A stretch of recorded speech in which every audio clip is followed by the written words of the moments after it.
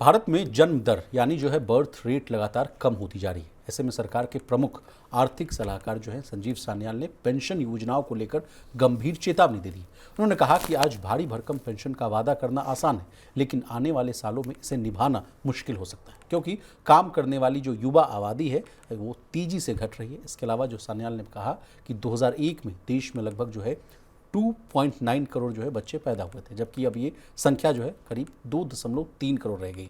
और ये कह भी रहे हैं बॉस कि धीरे धीरे जो है इसमें और कमी आने की संभावना है। उन्होंने ये भी कहा कि दुनिया के किसी भी देश में जन्म दर जो है यानी जो बर्थ का जो रेट है अब वो बढ़ाने के प्रयास बड़े पैमाने पर जो किए गए, लेकिन वो सफल नहीं हुए। सर, ये बर्थ रेट और पेंशन वाला मामला क्या है सर, ये मैं आपसे समझना चाहता हूँ।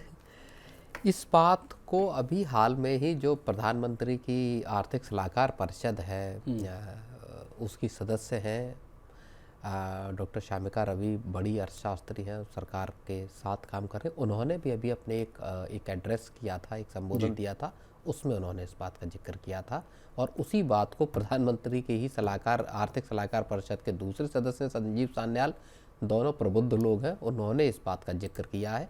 और ये क्या भारत की नई एक बड़ी जो मुसीबत बनने वाली है उसकी ओर एक इशारा करता है। डॉक्टर श्यामिका रवि ने एक बहुत महत्वपूर्ण बात कही थी, उन्होंने अपने ही एड्रेस में, इसमें उन्होंने ये कहा था कि भारत में खास तौर पे शहरी इलाकों की अगर बात की जाए तो लोग बच्चे पैदा नहीं करना चाहते, महिलाएं एक बच्चा या नहीं बच्चा पैदा करना, इस तरह की टेंडेंसी शहरी इलाकों में।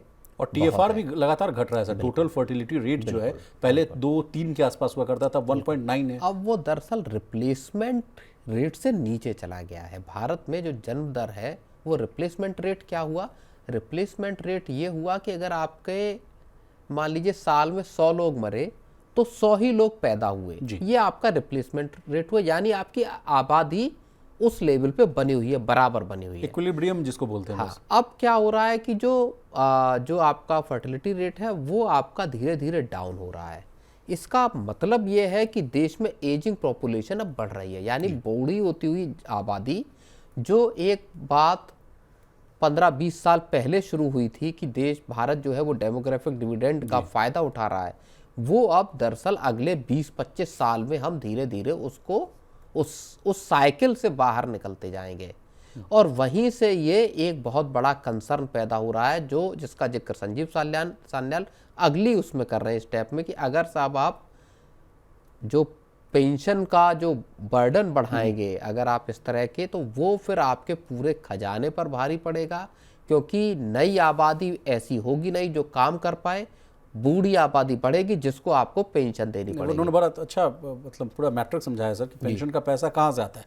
कह रहे हैं कि वर्तमान में काम करने वाले लोगों से मिलने वाले टैक्स और उनके कंट्रीब्यूशन से ही तो आज के बुजुर्गों को हम लोग पेंशन दे पा रहे हैं। कह रहे हैं कि अगर काम करने वाली जो युवा आबादी है वो अगर कम हो जाएगी और बुजुर्ग ज़्यादा हो जाएंगे तो सरकार पर कह रहे हैं कि वो जो बोझ है वो बढ़ता हुआ दिखेगा, टैक्स बढ़ाना पड़ सकता है, और उसकी मार वो कह रहे हैं कि फिर यंग जनरेशन पर ही पड़ती हुई दिखेगी। और इससे वो फिर कह रहे हैं कि इससे जो युवा है वो डीमोटिवेट होगी, वो काम ही नहीं करना चाहेगी। कहे कि भाई हम अगर 10,000 कमा रहे हैं, हमको 5,000 टैक्स ही लग जाएगा, तो फिर क्यों ही कमाना 5,000, तो फिर ऐसे ही बैठ के कमाना। हाँ बिल्कुल, उससे उसका नतीजा ये होगा कि लोग देश छोड़ के भागेंगे या काम करना बंद कर देंगे, दूसरे देशों में जाके बसना शुरू करेंगे।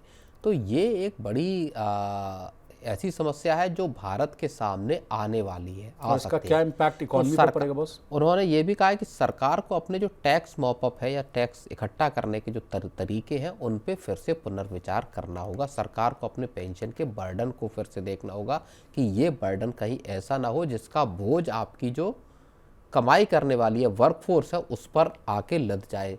सरकार तरह तरह की सब्सिडीज, तरह तरह की फ्रीबीज जो बांटती है, उसका बर्डन अल्टीमेटली टैक्स पेयर पे आता है। चुनाव के वक्त आप देखिए सर, इन चीज़ों को बहुत देखने को मिलता है। तमाम लोग जो है बोलते हैं वो एक कल्चर इंडिया में शुरू हुआ है कि आप फ्रीबीज देंगे, चाहे आप महिलाओं के नाम पे देंगे, चाहे आप बुजुर्गों के नाम पे देंगे, चाहे आप फ्री राशन देने की। जाहिर तौर पे अपलिफ्टमेंट भी है, ऐसा नहीं है। जब सरकार ने 80 करोड़ लोगों को 5 किलो राशन फ्री देने का फैसला किया तो उसने कोविड के वक्त पे एक बड़ी आबादी को एक बहुत बड़ी मुश्किल से बाहर निकाला विशाल। और इसी वजह से सरकार को उसका फ़ायदा जब समझ में आया, जब सरकार ये बात करती है कि तकरीबन 3.9 मिलियन मतलब लगभग 40 करोड़ लोगों को सरकार ने गरीबी की, बेहद गरीबी की रेखा से बाहर Uplift निकाला, किया। तो वहाँ पे आपको इस तरह के जो टूल्स हैं, जो गवर्नमेंट की जो, और सरकारों को या राज्य को इसीलिए कहा जाता है कि राज्य एक कल्याणकारी राज्य की जो संकल्पना है, जो भारत के संविधान में भी है, उसमें आप जो कमाई होती है उसको लोगों के कल्याण पे लगाते हैं। Welfare state. वेलफेयर स्टेट की एक जो संकल्पना है, लेकिन वो इतनी ओवरबर्डन ना हो जाए कि वो फिर आपके लोगों, आबादी को ही मुश्किल में डालने लगे। इस खतरे का जिक्र जो है वो सान्याल साहब भी ये सान्याल कह रहे हैं कि जो पेंशन की योजनाएं और तमाम जो आप योजनाएं बना रहे हैं उनको बहुत ही संतुलित और टिकाऊ बनाएं। ये नहीं कि आज के लिए इम्प्लीमेंट करा दिया, मान लीजिए 200 यूनिट फ्री आपने बिजली दे दी, लेकिन उसके आपका जो है स्टेट जो जीएसडीपी है उस पर बाहर पड़ गया, फिर आप उसको डिसकंटिन्यू कर पाए। तो जिस तरह से आप इस कहानी को सर ओपीएस से भी जोड़ कर देख सकते हैं। बिल्कुल। ओल्ड पेंशन स्कीम को लेकर कहा जा रहा है कि भाई पुरानी पेंशन अभी योजना हम बिहार के इलेक्शन हुए तो देंगे। हिमाचल प्रदेश बहुत जीता जागता नहीं, उदाहरण है उसमें वो। वादा किया गया, बिहार में अभी मैनिफेस्टो में वादा किया गया कि साहब हम आते ही सबसे पहले पुरानी पेंशन को, और उसमें जो सुखबीर सिंह सुक्खू हैं जो हिमाचल प्रदेश के सीएम हैं, उन्होंने कहा कि साहब हम जो है पुरानी पेंशन को लेकर आएंगे यहाँ अगर हम जीत जाते हैं। खैर जनता ने जिताया नहीं, लेकिन इस तरह की चीज़ें आपके खजाने को पे जाहिर तौर पे बर्डन तो और एक डालती हैं। रिपोर्ट सर हम लोगों ने मनी सेंटर में डिकोड भी किया था, जिसमें कहा गया था कि तमाम राज्यों पर जो है कर्ज का जो बोझ है वो बहुत ज़्यादा है। एक लिमिट में होना चाहिए था, 30% के आसपास होना चाहिए था, उससे कहीं ज़्यादा है। वो भी एक चिंताजनक बात है। डेफिनेटली, और वो कर्ज लेने की नौबत इसी वजह से आती है क्योंकि आपके खर्च जो है वो आपकी कमाई को सरपास कर जाते हैं।